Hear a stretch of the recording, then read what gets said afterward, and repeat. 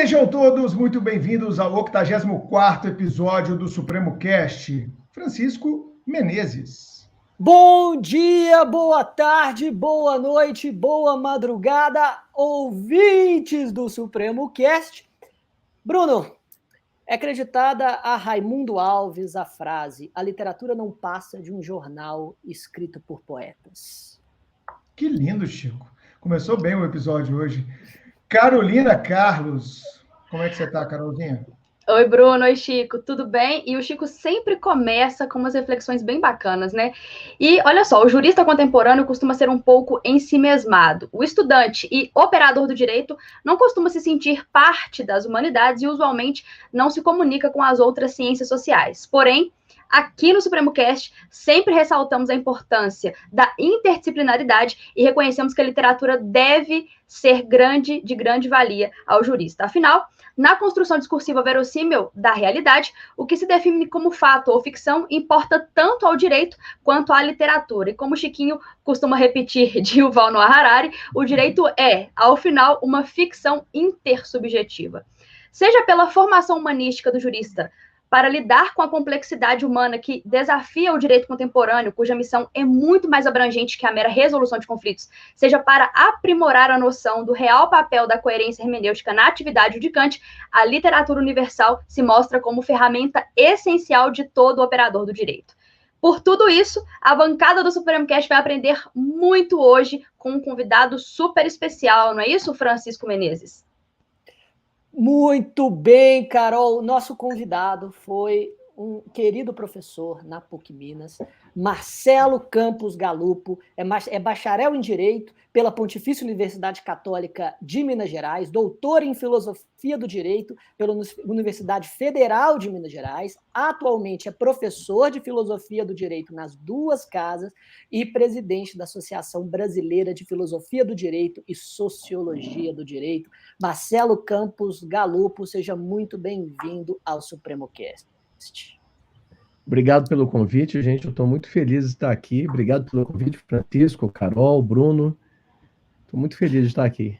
Que bom. É uma honra para a gente, professor. Para quem não conhece, né, Chico, o professor Galupo, que era de fora de Minas, aqueles que eventualmente não conhecem, porque a gente tem público nos 27 estados da federação, o professor Galupo é uma referência, não só aqui em Minas, como no Brasil inteiro, na filosofia do direito.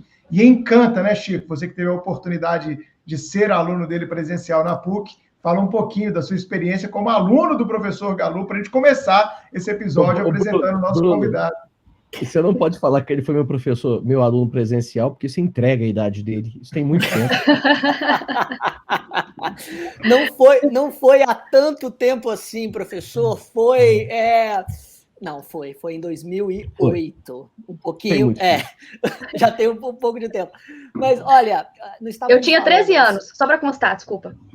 Que isso, as novinhas aí, as novinhas. A Carol sempre faz questão de dar uma humilhada. Jogar na cara. Exatamente. Mas, olha, estávamos conversando aqui antes de começar que existem muitos professores que eu reconheço como bons, como sendo professores que cumprem muito bem o seu mister. Mas tem aqueles que me inspiraram a seguir uma carreira acadêmica e a ter na sala de aula como uma paixão. E esses professores são poucos, Marcelo, e você com certeza é um deles. E olha que Você não sabe como é que você me faz feliz, Francisco. Eu acho que a vida de um professor, ela continua na vida dos alunos. Exatamente. Muito obrigado por isso. E olha que nós já entrevistamos muitos professores meus aqui, e é a primeira vez que eu digo isso de forma direta. Olha, muito obrigado por isso. É verdade. Eu agradeço. Aí, exato. Já tem muito tempo que eu falo de trazer o senhor aqui. Pois bem, vamos então tratar de direito e literatura, como a Carol muito bem já nos trouxe. Queria começar aproveitando da sua experiência, professor. Para os ouvintes que nunca estudaram do tema, o que o senhor pode nos dizer sobre a teoria literária? Qual é a importância de estudar a teoria literária para o direito e como ela se comunica com a ciência jurídica? Eu vou estragar a sua pauta, Francisco. Por favor, estrague. Eu vou começar falando o seguinte: todo mundo conhece direito de literatura. Sabe por quê? Porque o que os advogados e os juízes fazem em petição e em sentenças é contar histórias. Sim, concordo. E não é à toa que o direito sempre foi um berçário de escritores, né? Mesmo porque não havia muitos cursos jurídicos no Império, quase todos os grandes escritores eram formados em direito. Eu acho que é importante a gente ter isso em mente, porque às vezes parece que direito e literatura é uma coisa muito abstrata, mas na verdade, o dia a dia do jurista. É contar história. E o juiz decide contando histórias, né? Recontando as histórias que ele ouviu contar. Exato. É o que a gente chama de uma metanarrativa. A sentença é uma metanarrativa em relação às narrativas que os advogados fazem em petições iniciais, em contestações e assim por diante. Então, às vezes, parece que é uma coisa que, sim, muito longe da realidade da gente, mas não é. Você perguntou sobre teoria literária. Se a gente voltar ao tempo, existem duas grandes abordagens do direito de literatura. Uma que a gente costuma chamar de direito na literatura, que é várias obras da literatura que têm o direito como tema, né? A gente escolheu algumas para falar aqui hoje, por exemplo, Antígona, que todo mundo conhece, né? Todo mundo que passou por um curso de direito ouviu falar em Antígona, ou então Grande Sertão Veredas, né? São peças, e mais, são muitos livros, muitos contos, que apresentam alguma visão do direito, da justiça, da sociedade que interessam para a gente. Mas existe uma outra abordagem chamada de literatura no direito, que é o que me interessa mais. O que é que a teoria literária pode aportar para a gente compreender melhor o que é o direito. Eu já comecei aqui com uma ideia, né? O que os juízes fazem é contar histórias. Existe um nome técnico para isso no direito literatura que é chamado storytelling. Sim. Os juízes são contadores de história. Ele tem que iniciar a sentença por um relatório, então ele tem que recontar uma história. Mas não é só a história dos fatos. Quando ele reconstrói o direito para decidir, ele também está contando uma história, ainda que seja uma história sobre as instituições jurídicas, as normas jurídicas, mas é uma história também, né? Então, o juiz é essencialmente um contador de história e o advogado também. Talvez a literatura, isso é uma ideia interessante, né? Por que literatura é importante para a gente? Porque se direito é contar a história, talvez a gente possa aprender com contadores profissionais de história como contar melhor as nossas histórias. Né? Pode ser uma estratégia de desenvolvimento de algo que parece que não tem nada a ver com direito, que é a imaginação. Mas deixa eu dar um exemplo que eu acho que ajuda a entender como que o direito de literatura trabalha, sobretudo a literatura no direito. Primeiro fato, você vê alguém entrando numa sala com uma faca na mão. Depois, você vê essa pessoa saindo correndo da sala. Você entra na sala e vê alguém morto, esfaqueado. O que foi que aconteceu? Um homicídio. Você viu acontecendo um homicídio? Não vi. O que acontece é que você tem dois fatos isolados e conecta ele por meio da imaginação. Sim. Ou seja, a imaginação que parece que não tem nada a ver com o juiz, né? Parece que o juiz realiza uma atividade muito objetiva, muito descritiva, é, na verdade, a imaginação que permite conectar os dados da realidade. Por isso, quanto mais a nossa imaginação é desenvolvida, maior a habilidade nossa de conectar esses eventos que são em si mesmos isolados. Por isso que eu acho que juízes e advogados deviam ler mais literatura. Desenvolver a imaginação nos ajuda a compreender melhor a realidade. Eu concordo plenamente, professor. E não só os juízes e advogados, né? O senhor foi falando, eu fui pensando aqui em várias atividades jurídicas. Vamos pensar num delegado, né? O delegado ele constrói, né, a narrativa dentro do inquérito policial a partir da experiência, da pressuposição, da sequência encadeada de fatos. Né? Na verdade, nós somos sempre narrativa. E advogado bom, como o senhor citou a seara criminal no exemplo, ou supostamente criminal, imaginando ser uma seara criminal, afinal há lá um corpo estendido no chão, como diria Januário de Oliveira, né? Está lá um corpo estendido no chão.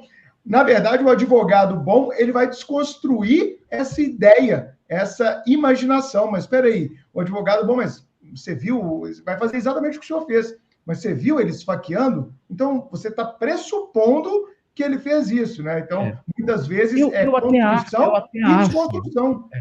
Eu até acho, Bruno, que ele não que existe uma ilusão de que existe uma realidade objetiva e que ele vai desconstruir a narrativa com essa realidade objetiva. Na verdade, ele vai desconstruir com uma outra narração. Com a dúvida. Existe um conto. Acho que falar de direito e literatura a gente não pode passar sem indicar textos. Existe um escritor japonês que é menos conhecido, né? A literatura japonesa hoje é muito conhecida, vários prêmios Nobéis nos últimos anos, mas existe um escritor do início do século XX que é muito importante. Ele está na origem da literatura mais ocidental japonesa, que é o que a gente conhece hoje. Chama-se Kawabata. E o Kawabata tem um conto chamado Dentro do Bosque. Existem várias edições dos contos dele em português. Eu conheço, por exemplo, a versão da editora Edra, que eu acho muito boa. Uhum. Esse conto foi transformado num filme pelo Kurosawa. Akira Kurosawa, que é um grande cineasta japonês. Kurosawa tem um filme chamado Rashomon, que é o nome de um outro conto do Kawabata. Uhum. Mas a história do Rashomon é, na verdade, o Dentro do Bosque. O que é o Dentro do Bosque? Um dia, um samurai estava viajando com sua mulher e passa por um bosque. E entra no bosque.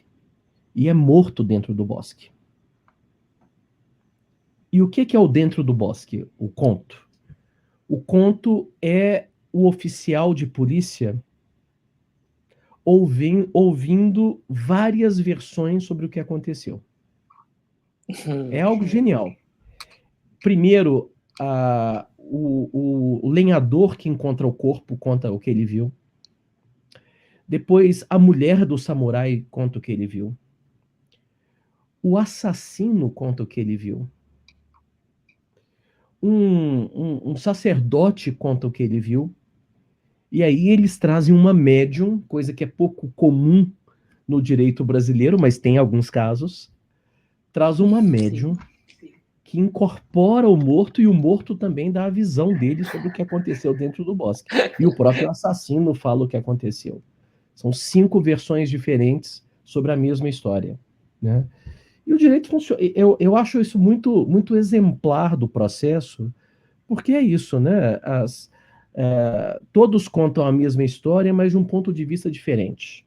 Perfeito. E o que o juiz tem que fazer é construir uma outra narrativa a partir dessas narrativas que são todas parciais. E a coisa julgada foi a narrativa vitoriosa ao fim das contas. Né? Exatamente isso. A coisa julgada é a narrativa vitoriosa. Exatamente isso. E falando dessa parte inicial, assim, será que a gente consegue estabelecer uma relação entre essa teoria literária e a teoria do direito? Existe uma relação próxima entre as duas? São coisas diferentes? E se a gente comparar dogmática e teoria literária, também são coisas distintas ou tem uma relação entre elas? Se a gente pensar nas grandes categorias da teoria da literatura, a gente vai ver que elas têm muito a ver com direito. Uma delas acho que a ideia mais importante, a categoria mais importante da teoria literária é a categoria de mímesis. Não vou discutir, a gente não tem tempo para discutir aqui o que é a mímesis, né, as várias interpretações, os vários conceitos que tem de mímesis, mas mímesis quer dizer basicamente imitação. Uhum. Essa palavra começa a ser usada porque Aristóteles, no século IV a.C., escreveu um livro chamado Poética. E na Poética ele fala que a arte é imitação da natureza. O bom escritor é aquele que conta uma história, para usar uma palavra que os processualistas mineiros gostam muito, verossímil. Esse o conceito de verossimilhança é um conceito central dessa visão clássica do que é a mímesis. Né?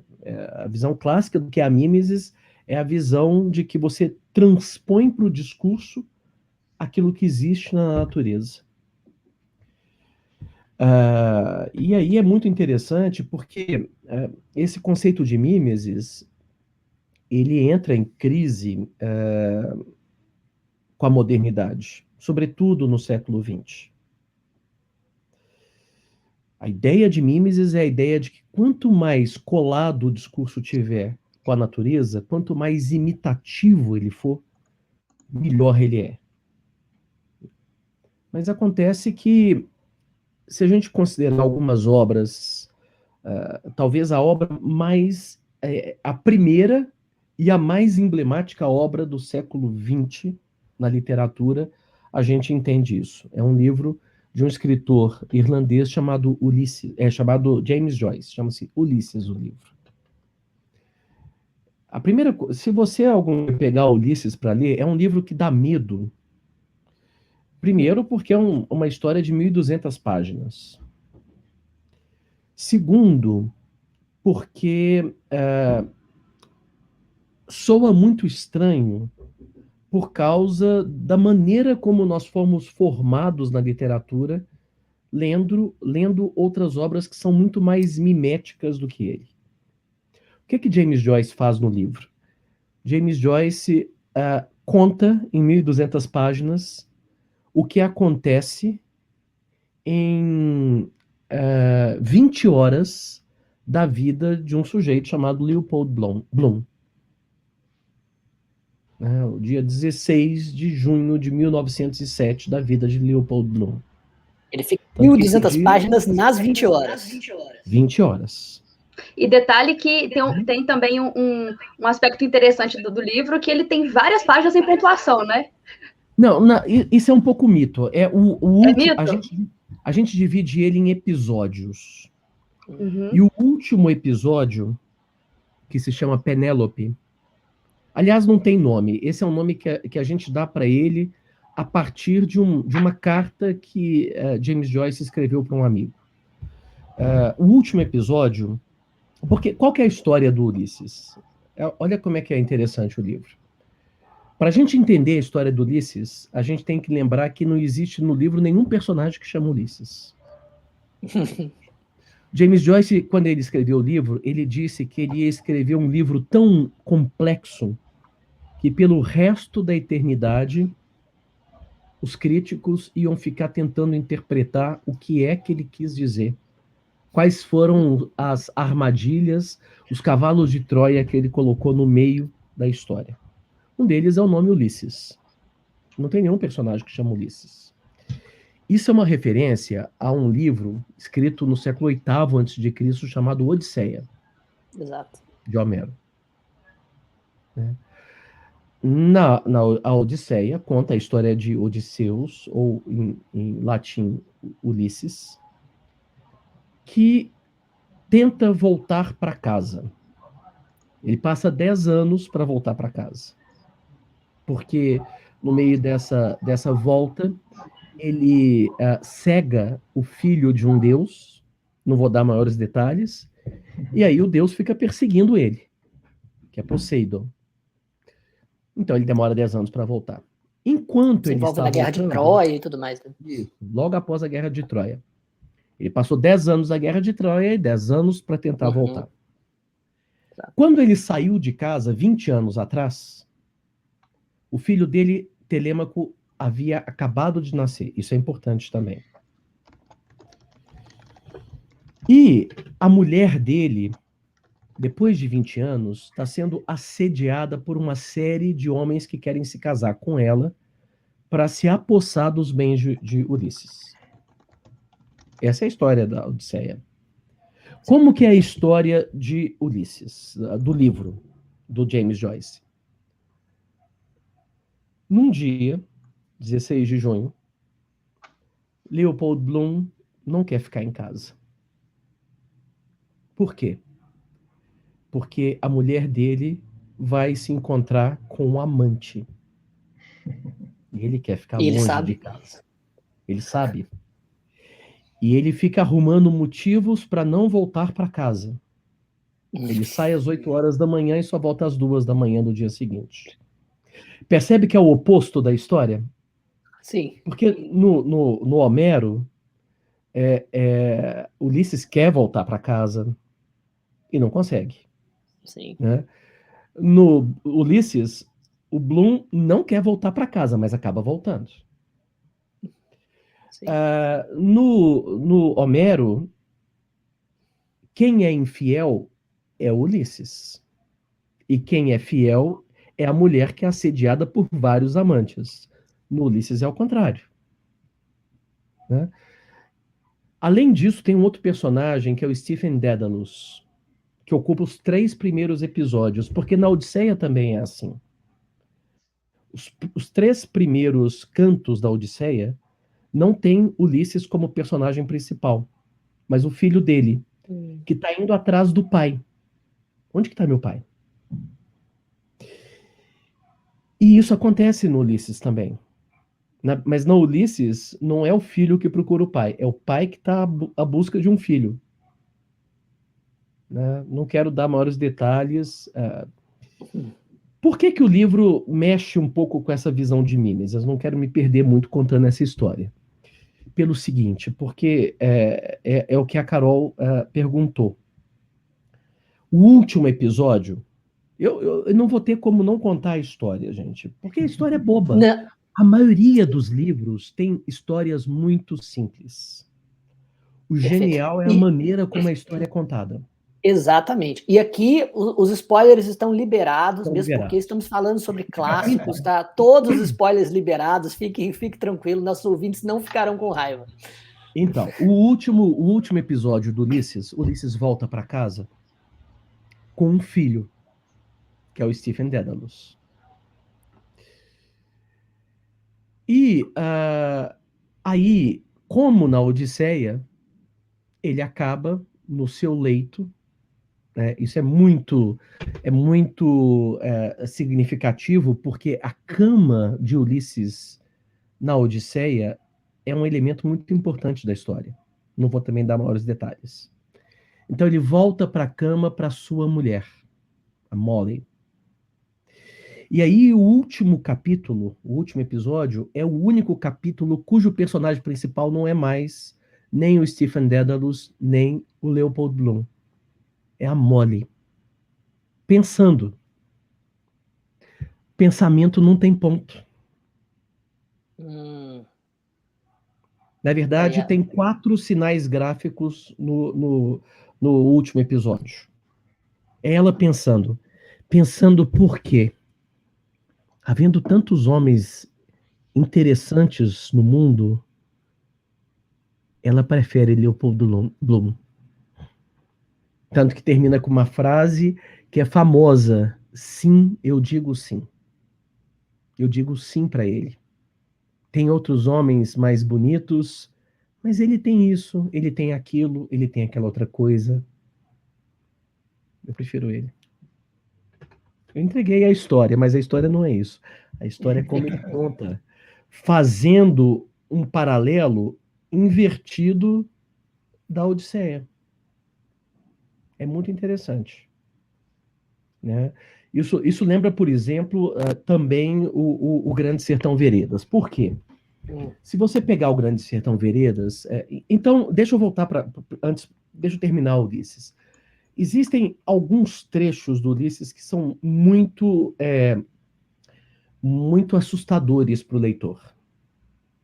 Eu acho que o terceiro episódio, o último episódio, e o 15º episódio, Circe.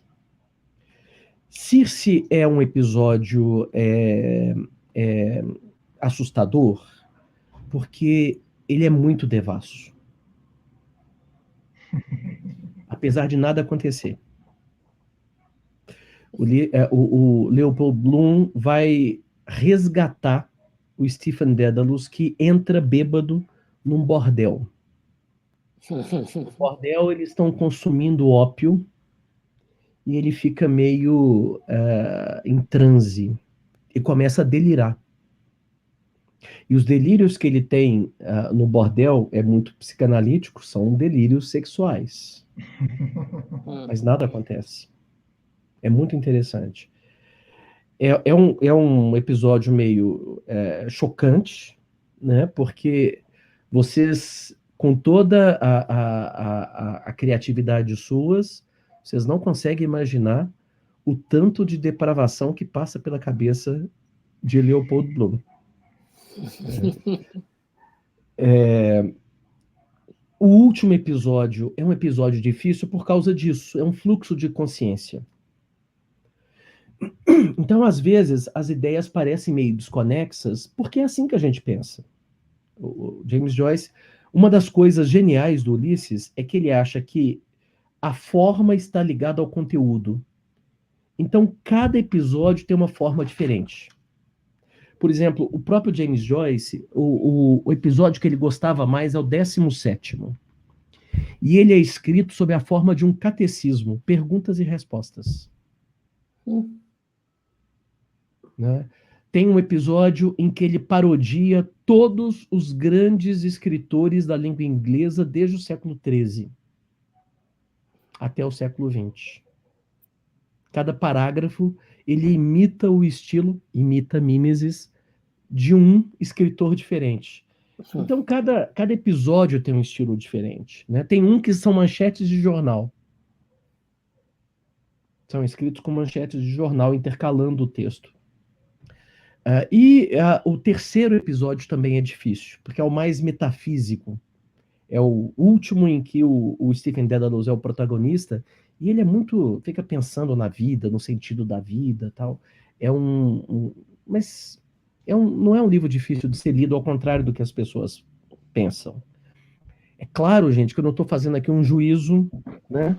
Eu não sei se vocês se lembram, a maioria dos nossos ouvintes e assistentes, eles não conhecem, mas havia existe um compositor brasileiro, Gabriel Pensador, teve uma música nos anos 90 que era o Loura Burra, lembra dessa música?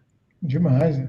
Sim. Então, a gente 1993. Isso. A gente associa, né, faz essa associação loura burra. Se tem uma loura que não era burra, era Marilyn Monroe. Procurem depois na internet Marilyn Monroe lendo Ulisses. Ah, sério? Sério. Não é possível.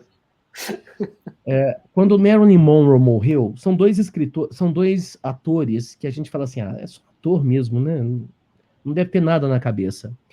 Marilyn Monroe tinha mais de 1000 livros na biblioteca delas, dentre eles Platão, Freud, não é possível. Muitos livros sobre judaísmo, porque ela se casou com o Arthur Miller, que era judeu, e se converteu ao judaísmo.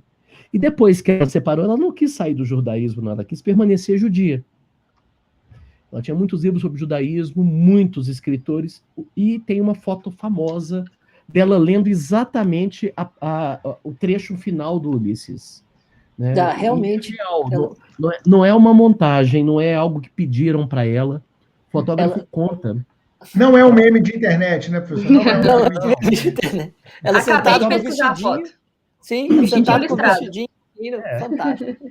O fotógrafo conta que ele estava preparando o material para fazer uma sessão de fotografia.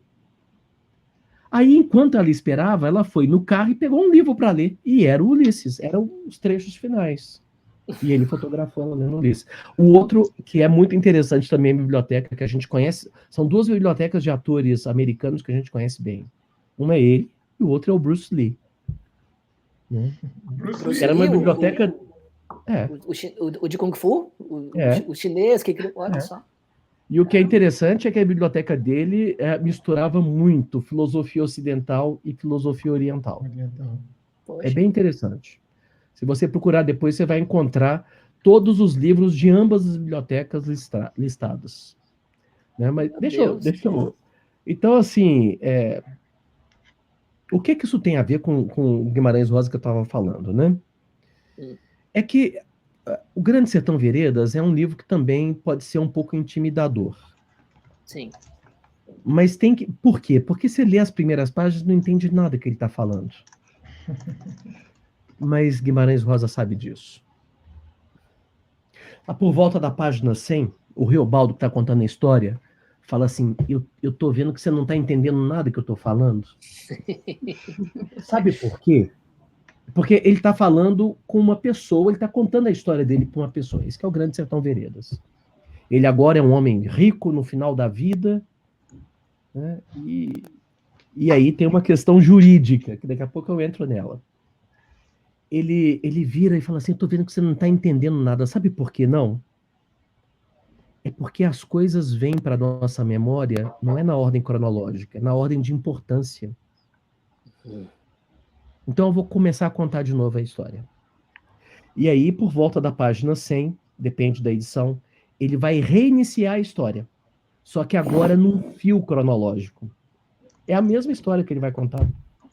Só que antes ele conta pela ordem de importância dos fatos, e agora ele vai contar cronologicamente. Um dia eu era criança, fiquei doente, sarei, milagre. Minha mãe, para pagar a promessa, me colocou para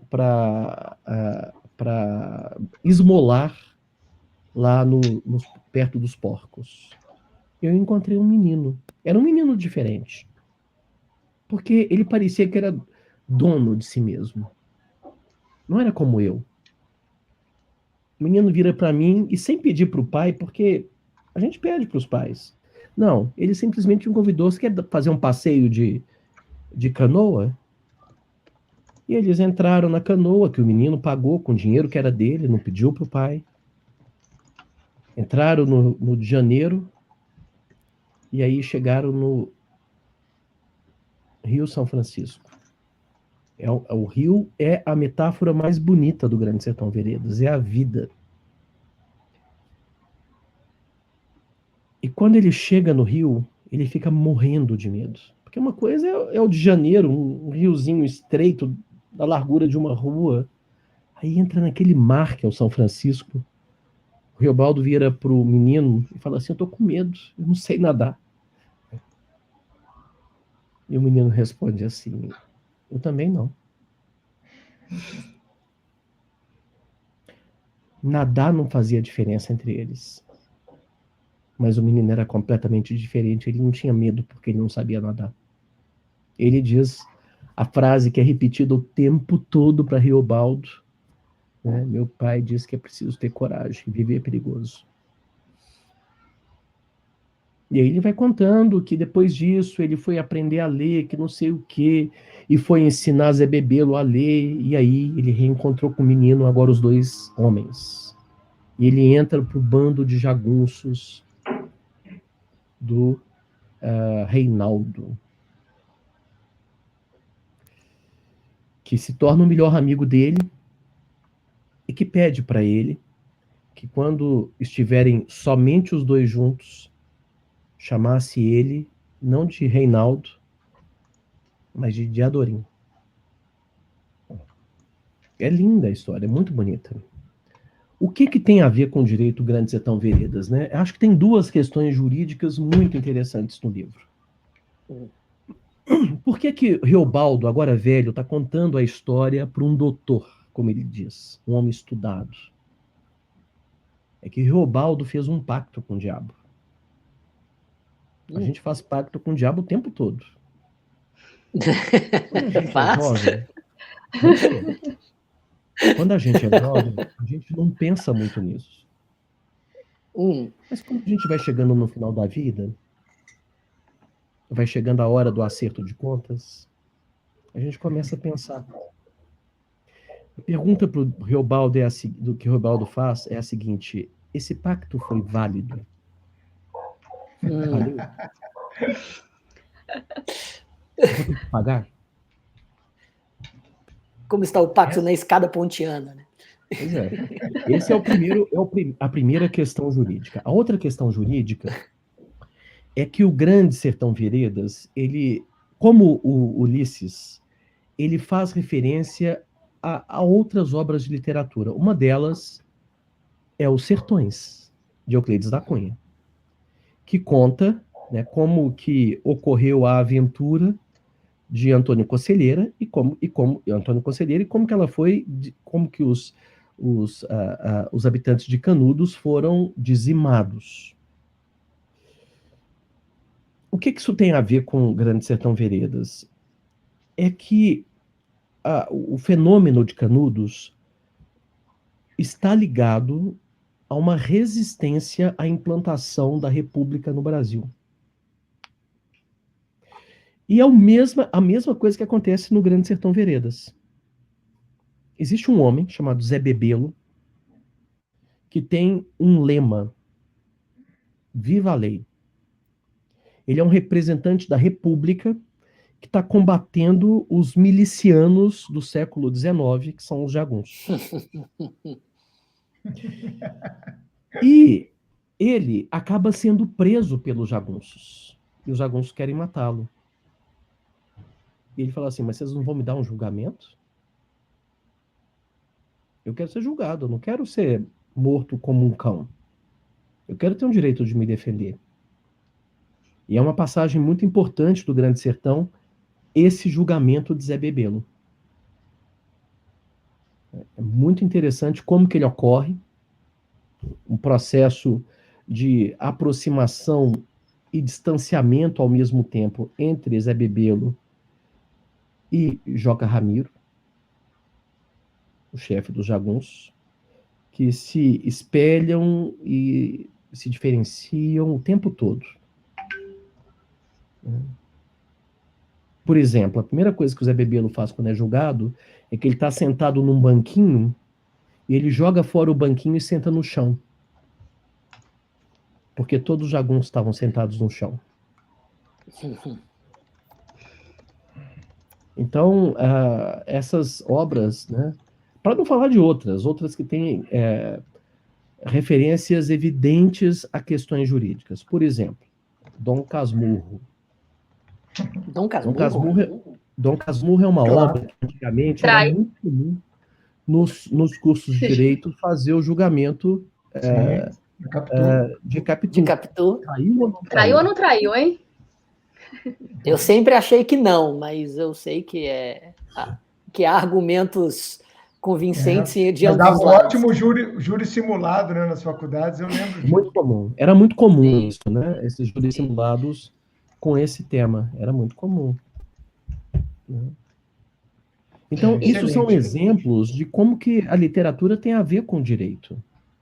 E, professor, o senhor mencionou no início sobre Antígona, que todo estudante de direito já ouviu falar e já se deparou com a história, e eu queria que a gente entrasse um pouquinho nisso, porque falando desses aspectos jurídicos, eu acho que a primeira coisa que a gente consegue perceber, assim, em Antígona, é a relação, o casamento, né, a Antígona é filha de Édipo e da própria mãe de Édipo, né, então só aí a gente consegue ver, né, Bruno, civilista, tá aí, pode falar pra gente, né, Bruno, dos impedimentos pro casamento, né, 1521, inciso 1 do Código Civil, o filho casar com a própria mãe, então eu queria que você entrasse um pouquinho nesse ponto, que eu acho bacana também. Pois é. É difícil contar a história de Édipo e a história de Antígona, porque a mitologia grega ela funciona de um modo diferente que as religiões a que nós estamos acostumados. as 3 grandes religiões ocidentais, né, o cristianismo, pela ordem, o judaísmo, o cristianismo e o islamismo, eles têm uma versão oficial da história, que é a Torá, os profetas, a Bíblia, o Alcorão. Na Grécia não funcionava assim. O mito, ele era manipulável. Quem contava o mito podia manipular para atingir determinados objetivos morais. Então existem várias versões do mesmo mito na literatura grega. Esse é um problema de Édipo. A versão que é mais conhecida é a versão que chegou para a gente graças a Sófocles. Sófocles escreveu várias... Sófocles é o maior escritor de tragédias da antiguidade grega. Ele foi campeão no concurso de Epidauro, que era o grande concurso de dramaturgia da Grécia, pelo menos 21 vezes.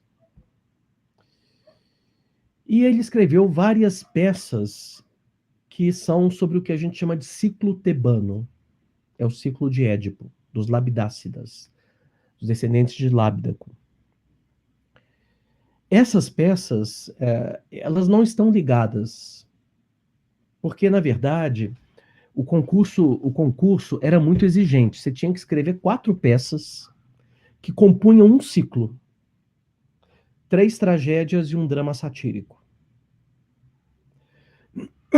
Aí, Antígona não faz parte do mesmo ciclo de Édipo, da peça Édipo.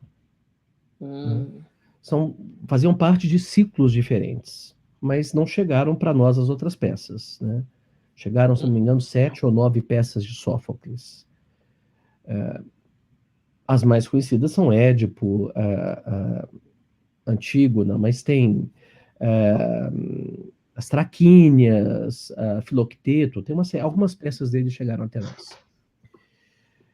E aí, mas existe uma outra versão para o mito de Édipo e Antígona, que é a versão mais completa. Ela é pouco conhecida pelo grande público, mas é a versão mais completa da antiguidade.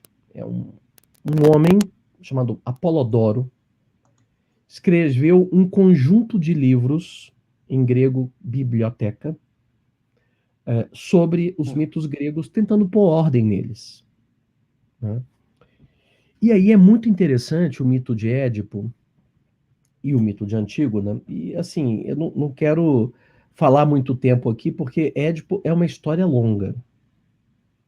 Começa muito antes de Édipo a história. Mas o que todo mundo sabe é que Édipo acaba matando o próprio pai por acidente, sem saber que era o pai, e casando-se com a mãe, sem saber que era a mãe, e tendo filhos com ela. E depois que ele descobre que ele havia se casado com a própria mãe e matado o pai, a mãe dele se mata e ele arranca fora os olhos, que eram inúteis, eles não conseguiram ver o óbvio, né? E sai da cidade. E depois que ele morre, 2 filhos dele, Polinices e Etéocles, lutam para saber quem é que vai governar.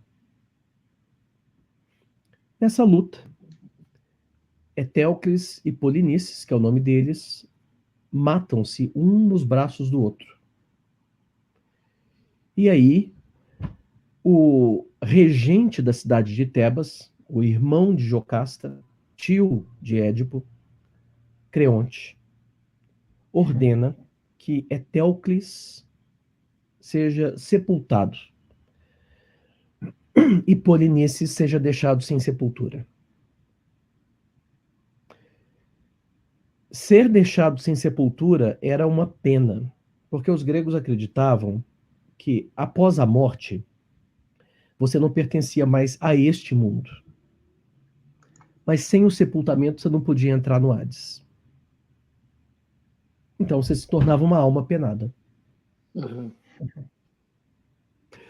Antígona fica com dó do irmão e resolve sepultá-lo contra a ordem de Creonte. Exato. E aí vai haver uma discussão entre eles, muito jurídica, sobre o valor da ordem de Creonte. Creonte diz que ele está cumprindo a lei dos deuses olímpicos. São chamados de cronidas. Antígona diz que ela está cumprindo a lei dos deuses anteriores, dos titãs, que são deuses ligados ao sangue, à família, à terra, e que exigem um sepultamento de Polinices. Então há um conflito ali e há questões, em todo o ciclo dos Labidácidas, há questões muito interessantes sobre relações familiares. Uhum. Existe um equívoco sobre Édipo que Apolodoro, que escreveu a biblioteca, deixa claro qual que é. Quando o que torna Édipo, eu vou usar a palavra rei, mas não vou entrar em detalhes, porque tem detalhes aqui. Rei de Tebas é porque ele vence a esfinge e mata a esfinge. Com o famoso enigma, né? Isso. E o enigma é assim, na versão do Apolodoro. Qual é o animal na terra ou na água que tem uma única voz e tem ao mesmo tempo 4, 2 e 3 pernas? Uhum. E a resposta é o próprio homem nas suas fases da vida, não é? Não é. Não é? Como não? Não é. Édipo pensa que é o homem. Édipo pensa que é o homem, só que ao invés de responder verbalmente, oralmente, ele aponta para si mesmo. Pensando, está dizendo, alguém como mim, como eu. Mas a resposta é Édipo. Por quê? Édipo, quando era criança, e foi previsto que ele ia matar o pai e casar-se com a mãe, o pai resolveu eliminá-lo. Laio resolve eliminá-lo. Fura o pé de Édipo.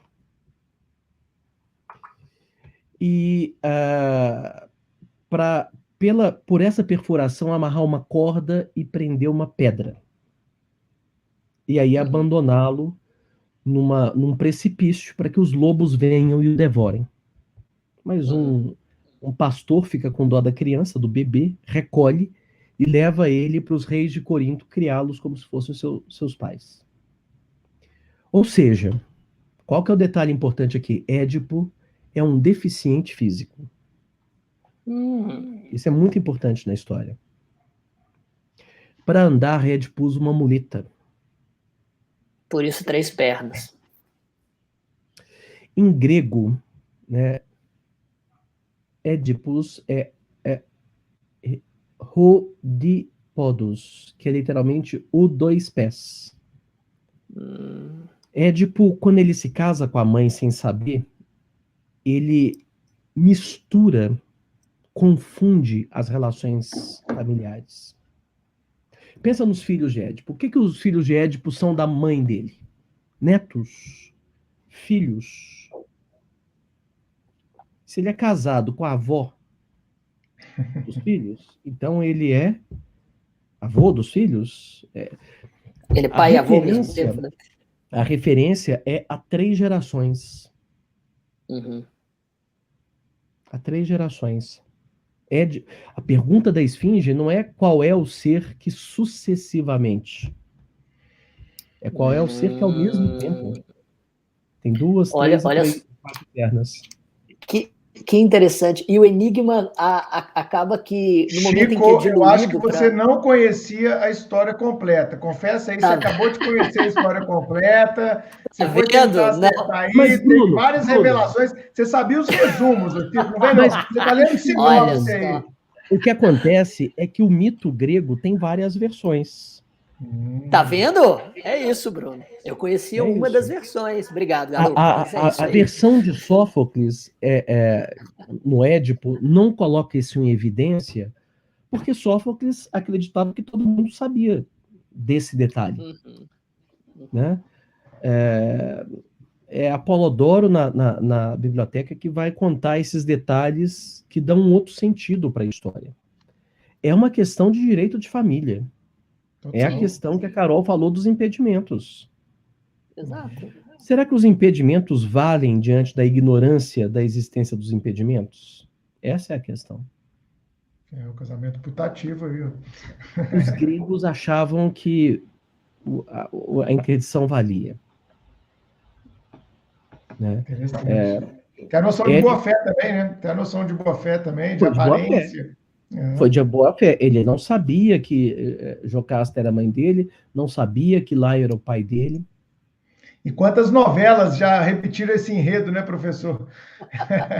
Tem já que a gente está uma falando de literatura e arte, né? Então, as coisas sempre se aproximam, né? E quantas novelas também foram inspiradas em romances, etc. Então, você não era nem nascido, mas nos anos 80 teve uma novela... Como não? Estou de 78, o que é isso? A gente não fala isso, a gente fala, não era mesmo. A gente não perde a oportunidade, Bruno. Exato. Não aproveitou a deixa. Eu não era. Eu não era. A Carol e... Eu muito menos. Então, mas teve uma novela, você vai lembrar disso? Talvez você não lembre. Você era muito criança ainda. Uma novela chamada Mandala. Lembro demais, velho. Tinha a Jocasta, não era da Jocasta? Jocasta, o Laio e o Édipo. O Édipo era o... Esqueci o nome dele. Felipe Camargo. Felipe Camargo, exatamente. Tá vendo como é que eu não lembro? Ô, Chico. Nessa época, professor, só tinha uma televisão em casa. Todo mundo era obrigado a ver a mesma televisão. Televisão, verdade. E com 4 canais, né, basicamente. E você tinha que levantar e trocar, Chico. E normalmente quem fazia isso era criança na minha família. Quando não tinha que colocar um bombril também. Verdade. Colocar a antena para fora da janela. Essa parte eu peguei. Eu colocava muito bombril na antena da televisão. Tá vendo? No interior ainda tinha uma coisa mais interessante ainda. Nas feiras populares tinha um plástico que era vermelho, verde, azul, para você colocar na frente da tela da televisão, que era preto e branco, para falar que era colorido. É verdade. Era famoso. Tinha mesmo. Mas fala da mandala. Exatamente, a mandala ela copiou. Né? A mandala era o Édipo, era a história de Édipo. Exatamente. Verdade. Que era Renata Sorrah, não era não? Não era Renata Sorrah e Felipe Camargo? Era Vera Fischer. Vera Fischer, claro, Vera Fischer. E depois se casou mesmo com o Felipe, né? Verdade, na vida real. Foram casados muito tempo. Verdade. Tá vendo, então, Carol? assim, eu também sei a sua foto aí, ó. Professor, eu acho essa interseção muito legal, e a gente está falando aqui de novelas e tal, e outra interseção interessante, off-pauta aqui, né, fora da pauta que o Chico construiu, mas também é muito interessante, já escrevi até artigo sobre isso também em coletâneas da PUC, do PPGD, é a questão da interseção do direito com o cinema, né, também. Sim. Tem muita interseção interessante, e a gente recomenda sempre muitos filmes aqui também, e como o cinema se apropria de dilemas jurídicos, né, para construir narrativas interessantes, é impressionante. Existem muitos autores que veem o cinema como um sucessor da literatura no século XX. Verdade. O cinema e a televisão, eles sucederam a literatura escrita como forma de contar a história.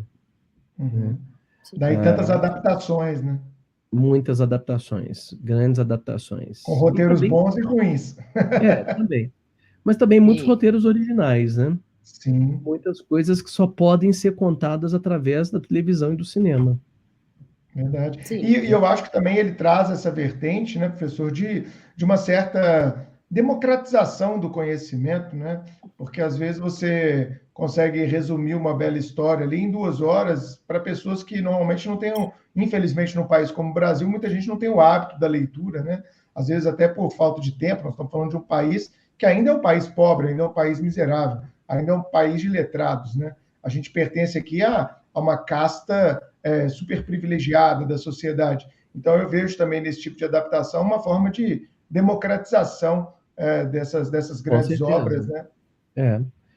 E aí é muito interessante isso, porque existe uma sociedade científica no Brasil chamada COMPED, Conselho Nacional de Pesquisa e Pós-Graduação em Direito. Eu e o Chico já publicamos lá já. E tem 2 eventos por ano, Sim. nos 2 semestres. Talvez a associação que reúne o maior número de pesquisadores em direito no Brasil. Sem dúvida. E a gente tem um grupo de trabalho de direito, arte e literatura. Sim. E sempre tem muitos trabalhos sobre cinema. Muitos trabalhos. Né? Muitas questões. Tudo aquilo que está na literatura pode ser transposto para o cinema. Sim. É algo muito interessante. Porque, no fundo, nós estamos falando como substrato de todas essas interseções da aventura humana na Terra, né? Ou seja, nós estamos falando da vida em sociedade, dos dilemas, dos conflitos existenciais.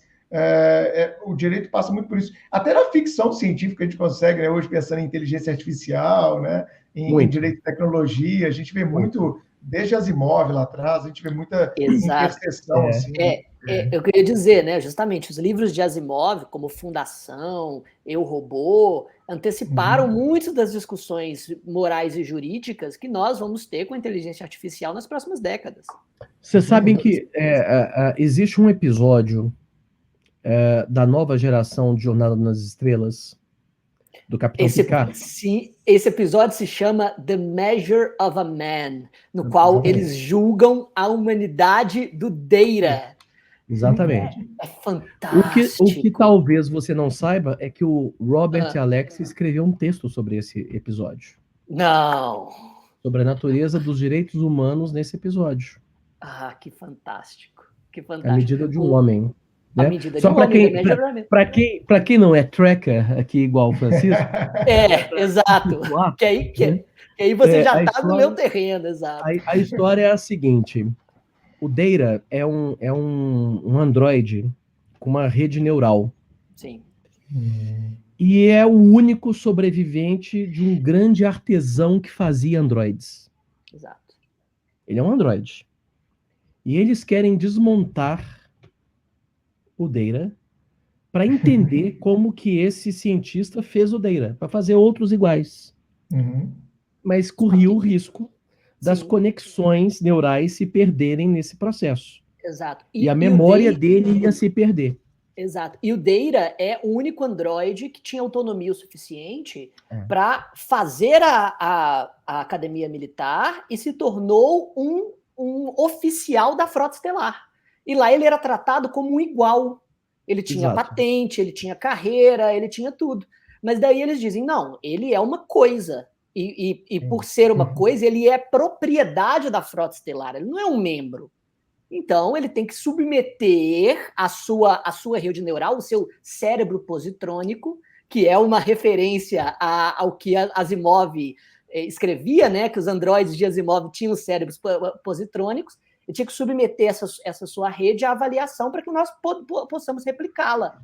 Aí o Data, não, se eu tenho autonomia, eu também tenho personalidade. Se eu tenho personalidade, eu também tenho direitos. A questão é essa. Já está assim, não. Estou concluindo a tese que depois eu te mando, viu, Chico? A natureza jurídica da inteligência artificial, inclusive, é debatida na minha tese. Então, assista o episódio do Star Trek. Vale a pena procurar o texto do Alex. Eu sei que tem uma versão em espanhol dela. O texto do Alex sobre The Measure of a Man. É uma referência à frase creditada a Protágoras, né? O homem é a medida de todas as coisas. Você acha que não? Não sei. Nunca tinha pensado. Talvez. Não é? Talvez. É possível. Sim. É uma espécie de indagação contrária. Ou seja, é algo interessante, assim, como que a literatura de ficção científica, ela produz uma reflexão sobre coisas que são muito atuais. Muito atuais. Adoro ficção científica. Pensa em inteligência artificial, né? No filme, né? Que é o Pinóquio, né? Sim. Você pensa... É muito interessante isso, como que algumas questões são antecipadas pela literatura para o direito. Claro. Pela criatividade, né? De gênios que conseguem antever o seu tempo. É isso, pessoal. Foi um excelente episódio. Vamos agora à dica suprema. Já? Chico, o que você trouxe para a gente hoje? Acabou? Rápido, uma hora, professor. A gente nem vê. Exato. Infelizmente, já passou uma hora, mas olha, foi um imenso prazer tê-lo aqui na nossa conversa. E olha, a minha recomendação, já que a gente estava falando um pouco sobre literatura, sobre a influência dela nas telenovelas, como o cinema como sucessor da literatura, eu tenho uma dica que foge um pouco da caixa. Algum tempo antes das telenovelas ganharem popularidade, havia os audiodramas nas rádios. Eles eram muito populares e a família inteira se reunia em volta do rádio para poder ouvir histórias narradas por atores, que eram, né, enfim, basicamente dubladores, e histórias que tinham todo um conjunto de efeitos sonoros e tudo mais, para passar o drama da própria narrativa através do som. Agora, com a popularização dos podcasts, os produtos em áudio estão ganhando visibilidade de novo e os audiodramas estão voltando. Com isso, a Spotify lançou um audiodrama que eu ouvi todo esse final de semana, chamado Paciente 63. Eu recomendo... eu vi! Nossa, é sensacional. Eu não ouvi, mas eu vi que lançaram. Exato, é um audiodrama de ficção científica.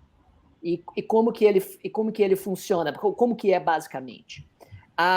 Os protagonistas são Seu Jorge e Mel Lisboa, e a história é quase inteira, não vou dar spoiler aqui, mas a história ela é quase inteira passada em um diálogo, no qual a Mel Lisboa é uma psiquiatra, e está entrevistando o Seu Jorge, que foi um sujeito encontrado nu nas ruas do Rio de Janeiro, tendo uma espécie de surto psicótico.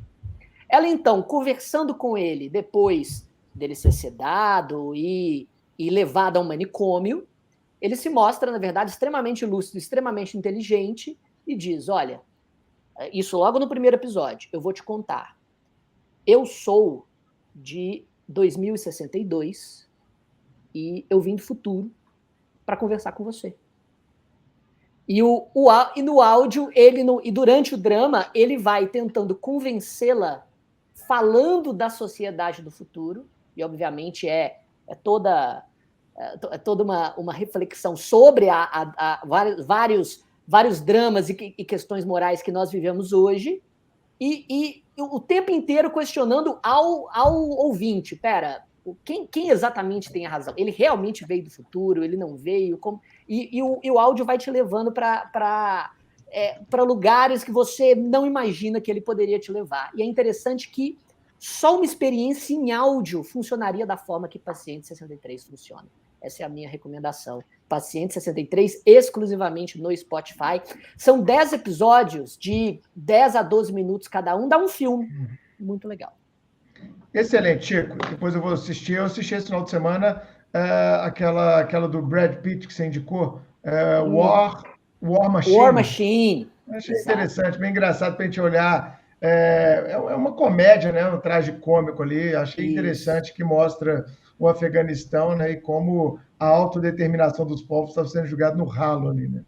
Ô, Carol, o que você trouxe para a gente hoje, Carolina? Gente, não trouxe série, tá? Não trouxe série do Google Play, nem do Netflix? Não, nem do Netflix. As publi secaram, é isso? Nada. Acabou, gente. Agora eu vou fazer publi de livro.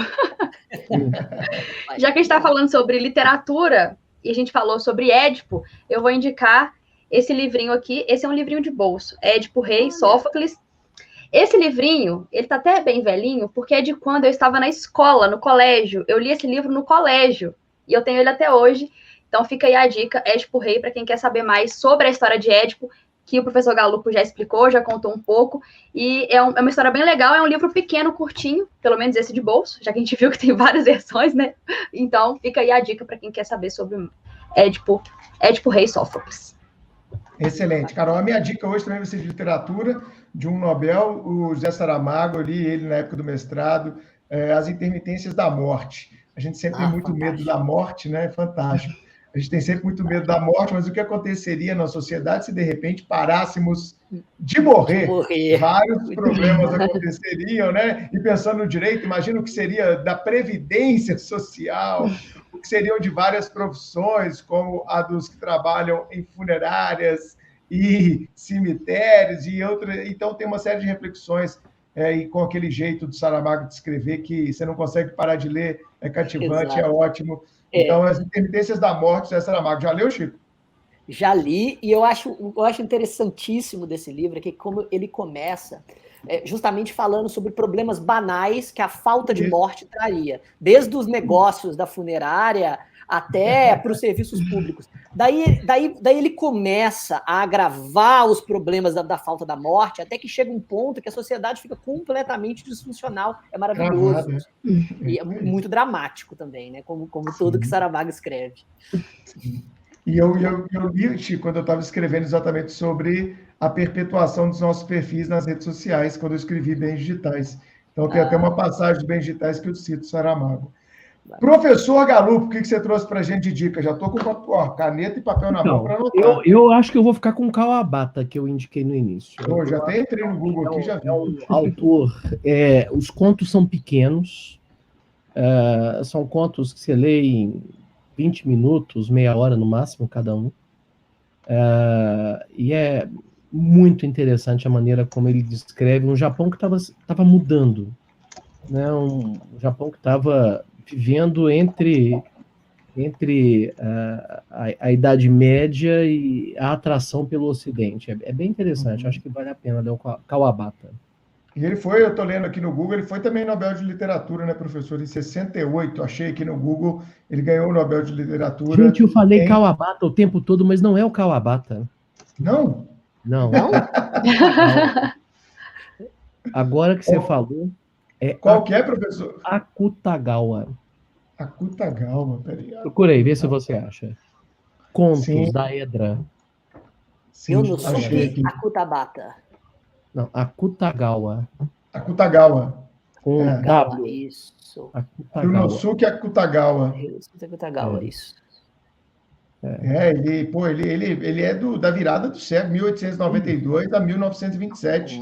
Isso. E tem aqui o Dentro do Bosque, de 1922. Eu acho esse livro pelo que você contou da história, eu acho ele fundamental para tempos em que a gente quer que uma visão única sempre prevaleça, né? Eu acho muito interessante para a gente entender. Aí eu recomendo a experiência completa. A experiência completa é ler o livro e aí assistir o Rashomon do Kurosawa. Akira Kurosawa. Duas dicas sensacionais. Mas eu não assistiria antes de ler o conto. Tá. Leia o conto primeiro. Tem ele aqui disponível, viu, Chico, para comprar Dentro do Bosque. Já estou olhando até aqui para pedir para mim, tá bom? É muito interessante. Excelente. Esse foi o episódio 84 do Supremo Cast. Professor Marcelo Galupo, foi 84, um prazer. Deixa eu só falar uma coisa. Você tem que me trazer de novo para falar só do Douglas Adams. Douglas Adams, nossa, fantástico. A filosofia do Douglas Adams. Do Douglas Adams, nossa, por que a gente podia ter... Eu quero um episódio só de Douglas Adams, Guia do Mochileiro das Galáxias. Lembrei porque a gente está no dobro do sentido da vida. Exato, aqui, é 42, todo mundo sabe, exatamente, a resposta do grande pensador. Cara, nossa, como é bom Douglas Adams, como é bom. Já está convidado para voltar. Professor Marcelo, gostou da experiência aqui no Supremo Cast? Eu também muito. Gostei muito. Que bom. Muito obrigado. Que bom, Obrigado pela disponibilidade de tempo, senhor. A gente sabe o quanto está corrida essas aulas, né? Esse movimento de aula online que a pandemia nos obrigou. A gente sabe o quanto está sugada a vida de quem é professor. Eu e o Chico sabemos bem o quanto está complexa essa fase, né? Mas, professor, obrigado pelo seu tempo, Obrigado pelo carinho aqui com a gente, por ter aceito o convite. E espero que a gente possa se rever novamente. Eu estou até, para quem quiser aqui, ó, professor Marcelo Galupo também está nas redes sociais, né, professor? Está lá nas redes sociais, fazendo comentários de livros, de filmes, fazendo postagens super interessantes. O perfil dele é prof.marcelo.galupo, com 2 P's de pato. Exato. É só seguir o professor lá no Instagram. Exato. E, professor, quando volta o seu podcast, o Sapiência? Pois é, eu não tenho arrumado tempo para gravar. Outro dia até coloquei uma coisa lá no podcast, com a qualidade de áudio meio ruim, porque eu aproveitei algo que alguém gravou, que eu achei que eram umas dicas boas, falando... Não sei se você ouviu esse último episódio, ouviu? Não cheguei a ouvir. Então, é um episódio sobre como escrever e publicar mais. Isso foi mandado pela PUC. A PUC mandou no nosso e-mail isso aí. Mandou? Mandou no e-mail de todos os alunos da PUC lá. Foi ótimo, achei ótimas dicas ali. Isso aí eu vou até publicar e te marcar no meu Instagram para a galera arrastar e ler isso lá, porque realmente é muito interessante para quem pensa, porque tem vários ouvintes nossos que pensam mesmo em seguir vida acadêmica, é muito importante essas publicações e tudo mais. Muito bom. E fica essa dica extra aí para todo mundo, podcast Sapiência, do professor Marcelo Galupo. Gosto muito da sua série dos 7 Pecados Capitais. E que eu achei que eu ia me sentir muito mal no pecado da preguiça, mas, pelo contrário, me senti reconhecido. É uma invenção do capitalismo, o pecado da preguiça. Exato. Senti com a alma lavada. Olha aí, ó, mais um episódio. Ó, os 7 Pecados Capitais dá um outro ótimo episódio aqui para o nosso cast, hein? Tá bom. Então é isso, pessoal. Eu vejo vocês na próxima edição. Obrigado, professor, mais uma vez. Valeu, Carol. Valeu, Chico. Obrigada, gente. A gente se vê no episódio 85. Até lá, galera. Tchau, tchau. Tchau, tchau.